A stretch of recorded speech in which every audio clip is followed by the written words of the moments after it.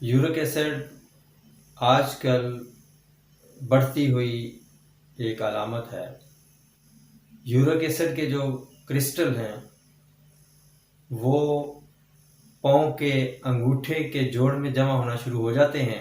Uric acid की normal value जो है मर्दों में 3.4 और ख़वातीन में और कद्दू, टिंडे, शलजम, सफ़ेद ज़ीरा और छोटी इलायची का कहवा ये बहुत मौसर साबित होता है। और इसके लिए एक नुस्खा भी है, वो आप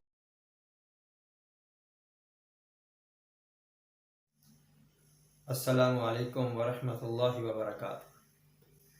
मुअज़्ज़ज़ सामीन व नाज़रीन, आज हम यूरिक एसिड के बारे में गुफ्तगू करेंगे। यूरिक एसिड आजकल बढ़ती हुई एक अलामत है और जिसकी वजह से गठिया और जोड़ों में दर्द की कैफियत पैदा हो जाती है। यूरिक एसिड के जो क्रिस्टल हैं वो पाँव के अंगूठे के जोड़ में जमा होना शुरू हो जाते हैं और वहाँ शदीद दर्द की कैफियत पैदा हो जाती है। यूरिक एसिड की नॉर्मल वैल्यू जो है मर्दों में 3.4 और ख़वातीन में 2.4 mg/dl होती है। अगर ये बढ़ जाए तो फिर वो सारी अलामात पैदा हो जाती हैं दर्द की। इसकी मेन वजूहात में गोश्तखोरी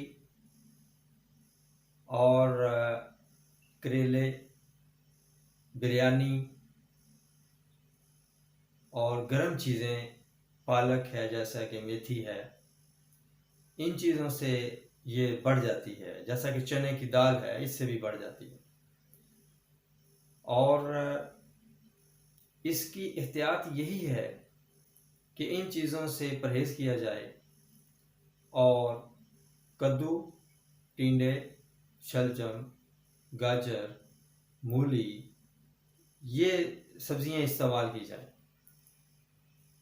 और इसके अलावा सफ़ेद ज़ीरा और छोटी इलायची का कहवा वो इस्तेमाल किया जाए दिन में 3 दफ़ा।